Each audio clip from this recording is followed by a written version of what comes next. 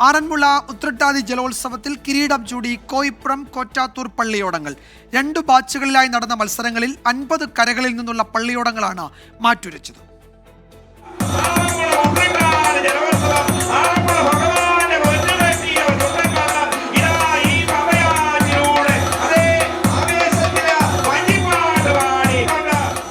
ഉച്ചയോടെ തിരുവാറന്മുളയപ്പന്റെ സന്നിധിയിലേക്ക് 52 പള്ളിയോടങ്ങൾ പമ്പയാറിലൂടെ തുഴഞ്ഞെത്തി.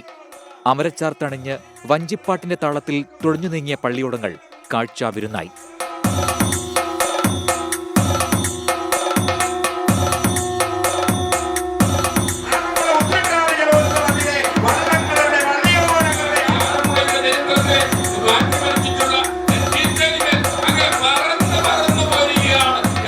രണ്ടര മണിയോടെ എ ബി ബാച്ചിന്റെ ഹീറ്റ്സ് മത്സരങ്ങൾ.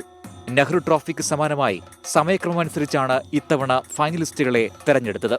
50 വള്ളങ്ങൾ പോരടിച്ചപ്പോൾ 8 ടീമുകൾ ഫൈനലിലെത്തി. കടുത്ത ചൂടിനെയും വെല്ലുന്ന മത്സര ചൂടായിരുന്നു ആറന്മുളയിൽ ഇന്ന് നമ്മൾ കണ്ടത്. ഹീറ്റ്സ് മത്സരവും കഴിഞ്ഞ് ഫൈനലിലേക്ക് എത്തിയപ്പോൾ പമ്പയുടെ നെട്ടായം മുഴുവൻ ജനസാഗരം കൈയടക്കി.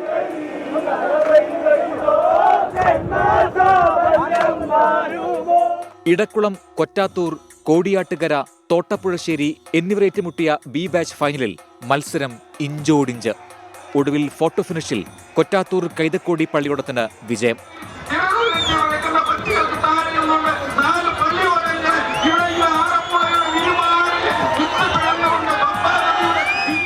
എ ബാച്ച് ഫൈനൽ മത്സരം തുടങ്ങിയപ്പോഴേക്കും സന്ധ്യ മയങ്ങി.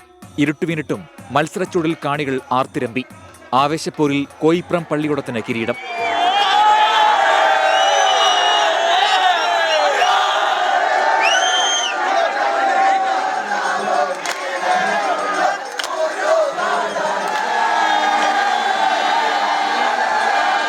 പുതുക്കിയ സമയക്രമത്തെ ചൊല്ലി ചില വാക്കുതർക്കങ്ങളുണ്ടായെങ്കിലും മൊത്തത്തിൽ സമാധാനപരമായിരുന്നു ഉത്രട്ടാതി വള്ളംകളി.